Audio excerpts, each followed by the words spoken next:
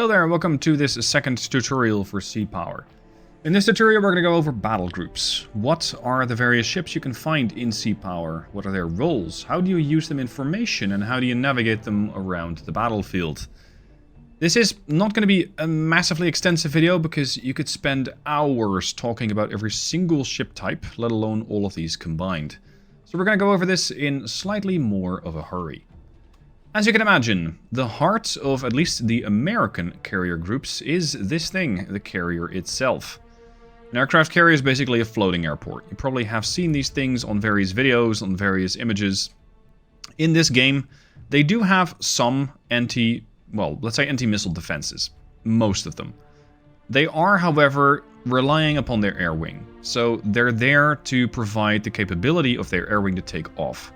That's their greatest offensive power. You're not to put these ships into the fight themselves. This is a little different for Russian cruisers and cruiser carrier hybrids, but more on that later. In order to launch aircraft from a carrier, you want to have this button up, the flight deck. Over here you can see what sort of aircraft they can launch. You can, for example, have F-14 Tomcats, and you can then load out these things with whatever sort of loadout you want. Do you want them to have longer range interception? Do you want to have shorter range interception? Whatever it is you require, those F-14s can generally do, but they're fighters. They don't really do much against ground targets. That's what you have your other aircraft for. Your A6, for example, have strike loadouts, they have anti-ship loadouts. Your A7s, pretty much similar, but they can also do suppression of enemy air defenses. This loads them up with a couple of missiles capable of going after radiation sources. Radars, they're able to shoot those things down. Then you have the E2C.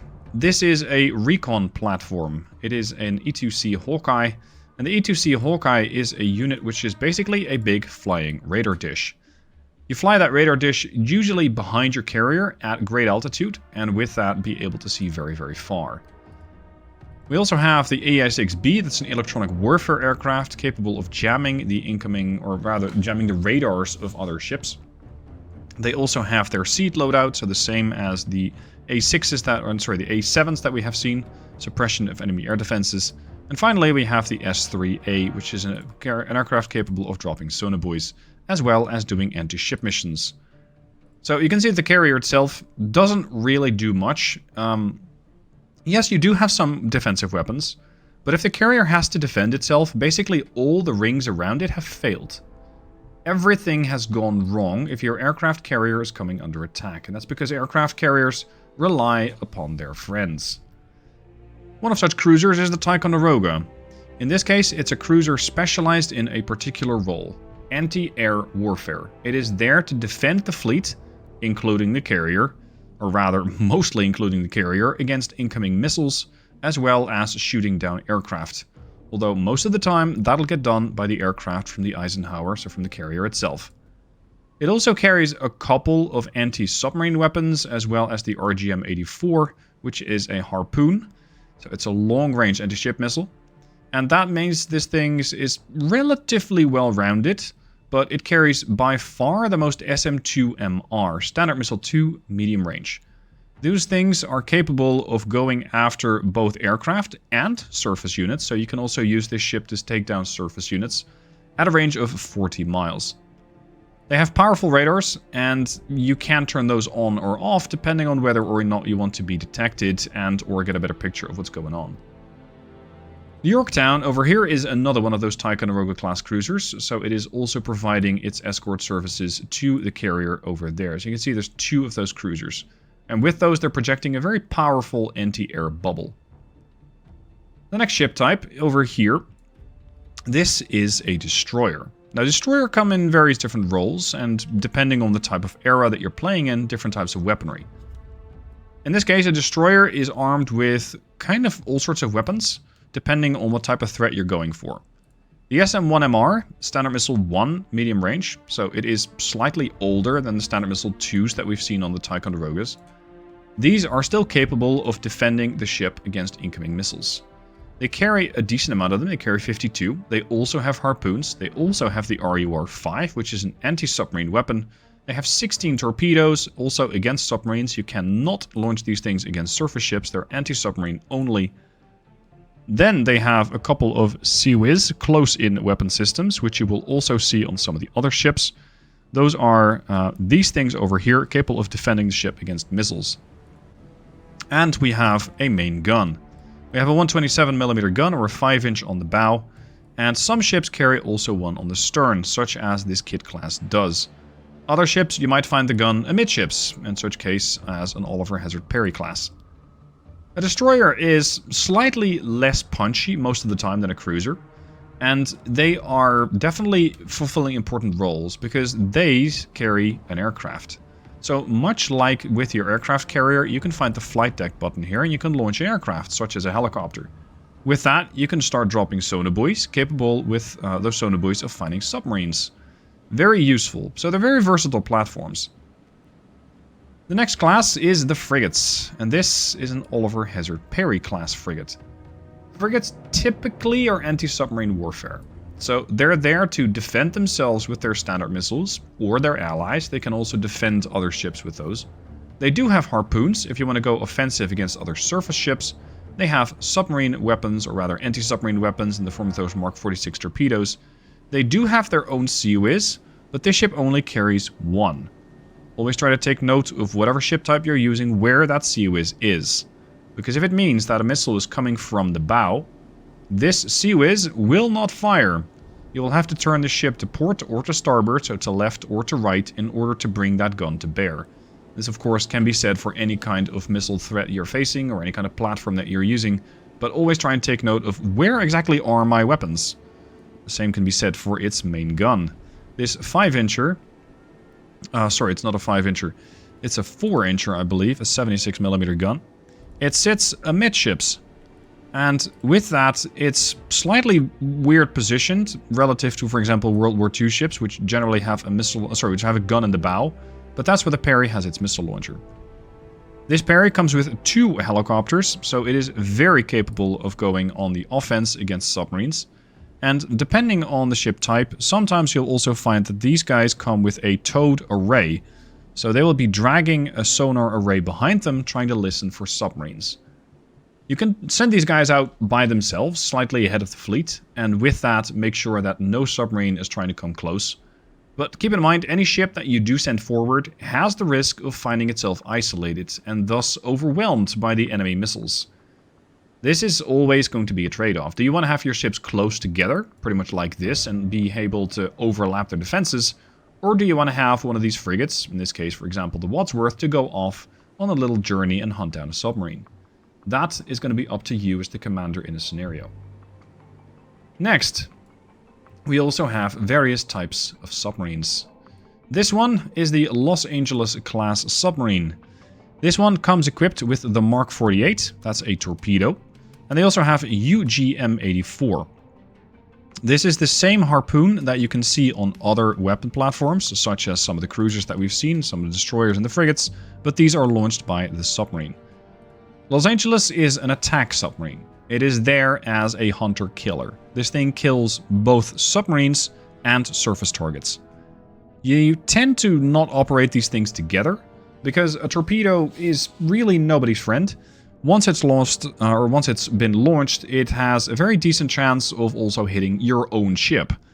Sometimes you can still course correct these things. When a torpedo, for example, is wire guided, you can still give instructions, nope, that's not what I want you to target. But sometimes that wire breaks. In that case, you're unable to correct that torpedo. These guys tend to be operating alone. And in this case, it is a bit unusual, I'd say, seeing them fairly close to a carrier. But this is just for the example, showing you what ships are in the game and kind of what their roles are. There's also the bigger submarines. This is a James Madison class ballistic missile submarine. Now, ballistic missiles, at least in its current version of the game, which is Stable 68, it's before the release, this is not actually armed with any of those ballistic missiles. You can see that they do carry all of those hatches on their backs, but they really only have Mark 48 torpedoes, and that's mostly a self-defense measure. So these ballistic missile submarines right now, I'd say, are more of a scenario tool. There's something you can hunt, there's something you can try and hunt with, if it really comes to that. But most of the time they'll try and stay hidden. The same cannot quite be said for the Russian Echo class. The Russian Echo is a guided missile submarine. The difference is, this thing is more of a strategic weapon. It carries the nuclear missiles on its back, capable of devastating whole cities, whereas the Echo is capable of going up against surface groups, using the SSN-3. Now, how is that different from the Los Angeles? Because this thing also carries cruise missiles, right? Yes, it does, but they do launch them slightly different. For example, the Los Angeles has these things in their own missile tubes, in their own torpedo tubes. So you can have these 4 tubes either launch a harpoon or a torpedo. The Echo 2 is slightly different. The Echo 2 can launch torpedoes, or they can launch, depending on their launch depth, the SSN-3. So they also carry anti-ship missiles. And with those, they can hit out to 242 miles. So they have very long-range weaponry, making them quite dangerous against surface targets. But, of course, you want to keep your submarine hidden. That's kind of the point of a submarine, staying concealed. And that's something that these guys tend not to do very well, because you can just trace a line back from a ship when there is an SSN-3 Shadok or other anti-ship missile in the air. So let's say that I would have this thing launch. I can launch this missile, and you can see the submarine is going to open a hatch.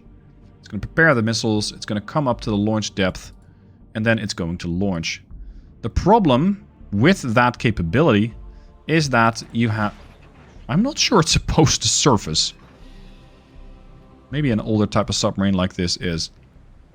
But let's say that you are a hostile faction. Your ship is, let's say, over here. You go, hold on.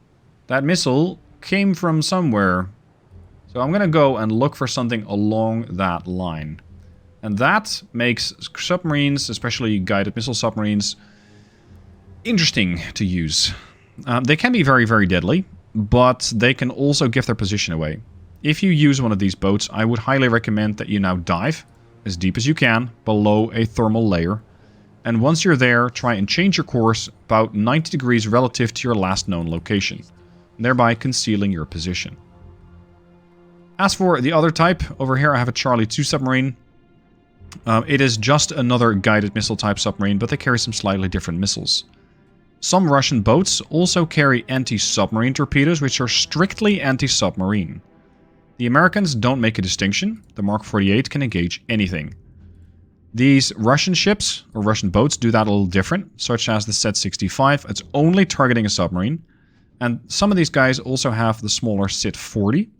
And the Set-40 is a smaller torpedo, slower range, slower speed, electrical like their counterpart, the heavyweight. But they're launched from the stern, generally, which is something that the Americans don't do. They only have those 4 tubes in the front. The roles and distinctions for American ships, or let's say NATO ships, although it's mostly American ships in this case, are pretty clear. You got your aircraft carrier, you got a cruiser capable of defending the fleet, you have a destroyer capable of defending the fleet from submarines, you have frigates which can basically do a bit of everything, much like the destroyers, although they're typically more geared towards submarine defense. What about the Russians? Well, the Russians do things a little different. This, for example, is a Kiev-class aircraft carrier. Although that's debatable, because an aircraft carrier generally doesn't carry a whole assortment of missiles right on its bow, but the Russians do. So if you're using a Russian ship, this is kind of a hybrid between a cruiser and a carrier. It has some aircraft, so yes, you have a flight deck, and you're capable of launching a couple of aircraft, but not nearly as many as the Americans. At least that's, again, subject to change. But you also have missiles. In this case, you have the SSN-12, which you can see mounted on these large missile tubes here. These SSN-12s have a range of almost 300 miles. The Soviets typically rely on longer range anti-ship missiles, much longer range than the Americans, but their air power is far weaker. So you want to get a first strike in, you want to use those anti-ship missiles. And that is why the Americans have such good anti-air defense, in the form, for example, of these Ticonderoga class cruisers. These cruisers are defending these formations from all those incoming ships, or rather incoming anti-ship missiles, launched by not only the aircraft from the Russians, but also their ships. Another type of ship that you might find is a missile boat or a corvette. In this case, it is a torpedo boat. This is a bit of a weird one because it carries an anti-submarine torpedo, so you might typically find these not really in a big scenario, but I'd say in a scenario where you're defending a port. These things are patrolling ports and capable of going after submarines. Beyond that, they're fairly useless. Yes, they have a close-in weapon system they might be able to use to shoot down a missile, but I typically wouldn't use them for that. The Tarantula is something a little different. It is a missile boat, making it smaller than a corvette, or smaller than a frigate, I should say. It is capable of launching anti-ship missiles. And with that, these small boats are capable of punching way above their weight class. Because you might not expect it, but this thing can hit you at 40 miles and then be on its way. These Styx anti-ship missiles are heat seekers, so they just go after something that's hot, such as a ship. They don't need further guidance, so what these guys typically do, these tarantulas, they launch their missiles, they turn around, and they rush away at 41 knots, because their job is at that point basically done. They do carry some anti-air missiles, but the anti-air missiles are basically this guy with his couple of anti-air missile launchers. Anti-air launchers, so basically a surface-to-air missile. And it is not particularly strong in that role. It does not carry a whole lot of defensive or offensive capabilities. The Orel is another one of those ships that makes you go, hold on. That's an aircraft carrier, right? Yes, but no. Yes, it's an aircraft carrier, and it has a flight deck pretty similar to what you might find on the American fleet. So it carries a couple of MiG-23s, which are fighters, although they can also be loaded out to do strike missions. They have another one of those aerial recon platforms, much like the Americans do with their E-2C. They have a couple of electronic warfare aircraft. They have helicopters, which are capable of going after targets with anti-submarine warfare buoys, as well as torpedoes. But like the other cruiser that you can see over there, this one also carries missiles. Right on the flight deck. Yes, you can laugh or you can be confused. They carry them right on the flight deck. So those SSN-19 anti-ship missiles, which are extremely good and very intelligent as well, you can either launch your aircraft or your missiles, but you cannot be launching both at the same time. So in this case, be careful with what those ships can do. They are very, very good, these Orel class aircraft carriers. Those SSN-19s are extremely dangerous to NATO. And in the meanwhile, this ship can also launch aircraft to defend itself. Finally, you have this thing, the Kirov. The Kirov is basically a floating bunch of missiles with a set of propulsion to it. That's basically what this thing is, and there is no American counterpart to it. This thing carries hundreds of missiles. It carries anti-submarine warfare weapons. It carries its close-in weapon systems. It has a bit of everything, making this, well, it's classed as a missile cruiser. I'd say it's a battle cruiser, because you can deliver a hammer blow to an American carrier group, and they'll be hard-pressed to defend against all those incoming missiles. They carry the same SSN-19 as the Orel class aircraft carrier that we just saw. They also have their own SAN-6, which is a surface-to-air missile, and they carry two of those different types. So they got 96 of one, 40 of another. I'm not going to go into exactly what the difference is on this particular video. They also have a couple of other type cruise missiles, the SSN-14A. These guys are more geared towards anti-submarines, and they can hit out to 27 miles. Of course, you can't really hit a submarine with a cruise missile, but that's why this missile carries a submarine or an anti-submarine torpedo and drops it where you want it. So it can be very, very dangerous in that role as well. What exactly is this thing? It does a bit of everything. It's basically what you put forward as the heart of a Russian battle group, and it defends its allies, it defends the rest of the fleet, and it has serious offensive capabilities. It's not strictly weak against submarines either, because it also carries its own helicopters. It carries 3 of those, and they are brought up onto the flight deck here. So it can do anti-submarine warfare, it can do anti-ship missiles, it can do anti-air, it can do pretty much anything. On top of that, it has very good radars, it is capable of defending itself with close-in weapon systems, for which it has ample platforms. They have a couple of those here. That's 2 per side. They have their own guns, which can also be used in close-range warfare. There's another 2 of those on the port side bow, port side stern, starboard side bow. So this thing is just missiles on missiles on missiles. The risk with this ship is that if it gets hit, you lose a lot of your capabilities. You lose potentially lots and lots of your missile launchers. You lose lots and lots of your offensive and defensive capabilities. And when a ship gets hit, it tends to snowball. Because if your anti-air platform, such as this cruiser can be, suddenly is knocked out, well, good luck. Because the rest of your fleet might not be that well defended. You might also come across this type of ship. It's a landing ship. It is not really a warship. It is sometimes capable of defending itself, but they're more so for scenarios where you are attempting an invasion. Most of the time, they don't actually carry anything, at least not in the current version of the game that I'm running, and they are mostly there as, let's say, targets. If you have an invasion that you are trying to thwart, you could make these things the target of your operation. They do, in this case of the Newport class, they do carry some weapons, but it's mostly for self-defense. So they do have a couple of 76mm guns, they have a 20mm Sea Whiz right there on the bow, and that's it. The Tarawa is a bit different. It is also a landing ship, but it can also do something else. This thing can launch Harriers. AV-8As, it can launch helicopters, it can even launch attack helicopters, which you can load out for close air support, anti-tank, or even air-to-air warfare. So this is a sort of mini aircraft carrier, if you will. And what I have done so far with these things is use them as the leader of a smaller mission. So this would be, for example, a platform that you try and simulate getting closer to a shore. And once you're there, you'll be able to drop off forces. Simulated.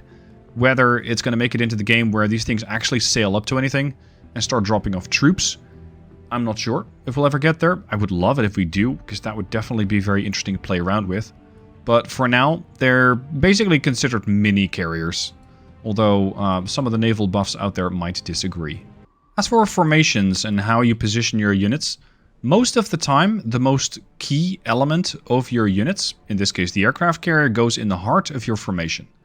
I highly recommend that you make that the formation leader.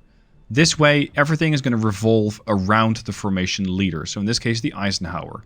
If I tell the Eisenhower to change its course and head northeast, not only will the Eisenhower change its course, the escorts will also maintain their position in the formation.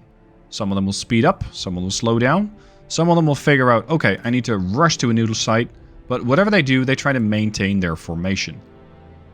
Most of the time, an aircraft carrier will also rely upon its air wing, for example, but let's say that a Kirov is your formation leader. In such a case, a Kirov would be at the heart of your formation. The escort ships are generally positioned, ideally, in a sort of 360-degree perimeter. This way you have anti-air defenses, you have anti-submarine defenses, you have anti-air defenses closer to the carrier, but of course you can change these formations up as you see fit.